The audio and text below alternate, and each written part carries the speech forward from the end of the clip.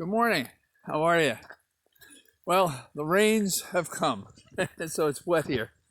And I'm moving up my eye surgery from my right eye to next week, figuring I'd get it done before well, who knows, the surge from Christmas occurs, when perhaps hospitals will be safer now than after Christmas.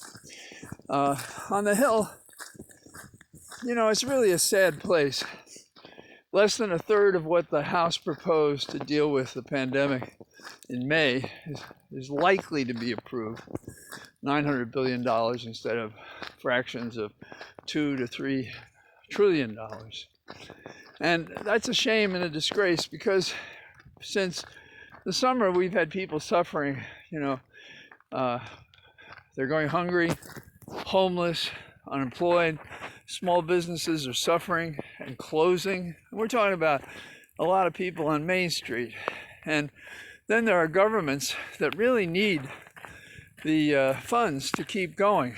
And this central government with Moscow Mitch and the guys in the White House, they just don't care. Kind of that southern refrain, frankly, my dear, don't give a damn. And looking around at the pandemic, they're just not doing anything. And there are good signs that, Trump is talking about moving Fauci into a key position when he swears in, but that's January the 20th, and we will lose a lot of people, not just infections, which are stratospheric, but deaths as well. So that's really terrible. And then public enemy number one, listed in earlier indictments as person number one or whatever, Mr. Trump, he continues to make in excess of $400 million stumping against the election, really trying to tear down our government at the very basic level of how we conduct voting.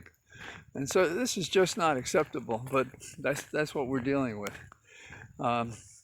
It has a fringe benefit, that is, it will end, and probably mid-December when we hear from the Electoral College. Well, it'll end in one sense. He'll continue complaining. But in another sense, he's really compromising what's going on in Florida, because there's a real push down there to tell Republicans not to come out and vote in the special election held on January the 5th, which will determine who is in charge of the Senate, which will facilitate the legislative agenda of Biden. Otherwise, Biden is going to be, using the executive powers he has and the rulemaking authority to do what he can and push for midterm changes in both the House and the Senate. The final thing we have to consider, I suppose, is where does the nation go after the election? And, I'm on record saying that we have to investigate and prosecute, not the way the Trump people do it, but the way that is necessary for the problem. And the problem is that you cannot have a president who was the pawn of a foreign power, who interfered in our election. You cannot just say, we'll see you, and you can run for office 4 years from now. How do we expect anything to happen in the future that is done better by the wrong kind of candidate? Meaning, if Trump can do it, why can't I do it? Republican or Democrat down the road. You never can know who's going to do what in order to win at all costs. So that's a real problem. And not only do we have to investigate and prosecute, we also have to legislate, because we've learned some things about the special prosecutor statutes, special counsel statute. We have to set them up so that they're not under the thumb of the very people who can frustrate it, like Barr did. The supreme law of the land, in a way, in terms of enforcing the federal law, and then he didn't.